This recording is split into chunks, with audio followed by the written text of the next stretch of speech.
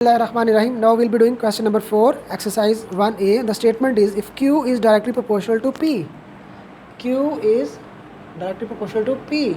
So we know that when we convert it into equality, it becomes Q is equal to Kp.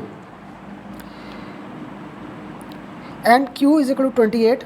It is given Q is equal to 28 when P is equal to 4. It is given in the statement, so we will put these two values in this equation, this equation A, let's suppose. So if we put Q and P in this equation, so we will be finding the value of K. Let's do it.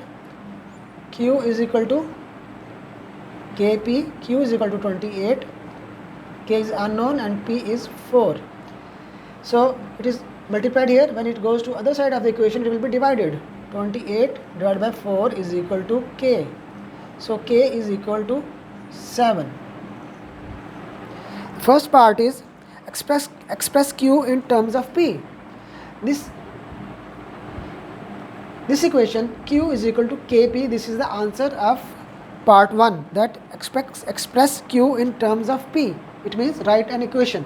So we have expressed Q in terms of P, that Q is equal to Kp. So this is the answer of first part. Second part is find the value of Q. Second part is we need to find Q when P is equal to 5. We will be using this equation Q is equal to Kp. We will be putting these two values in this equation, and also we will put K is equal to 7. We calculated this one, K is equal to 7. This we will be using in this equation. So now we will put the values. Q is unknown, K is equal to 7, P is equal to 5, becomes 35. So Q is equal to 35. This is second part. Okay. Now the third part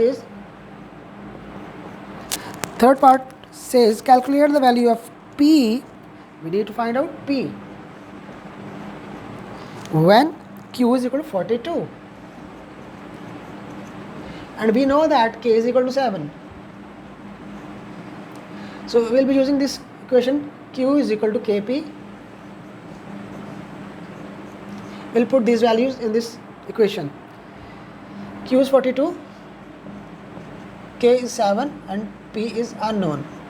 So 7 is multiplied by P. So when we take it to the other side of the equation, it will be divided there. So it goes to the other side. 42 divided by 7 is equal to 6. So P is equal to 6. This is the solution of third part.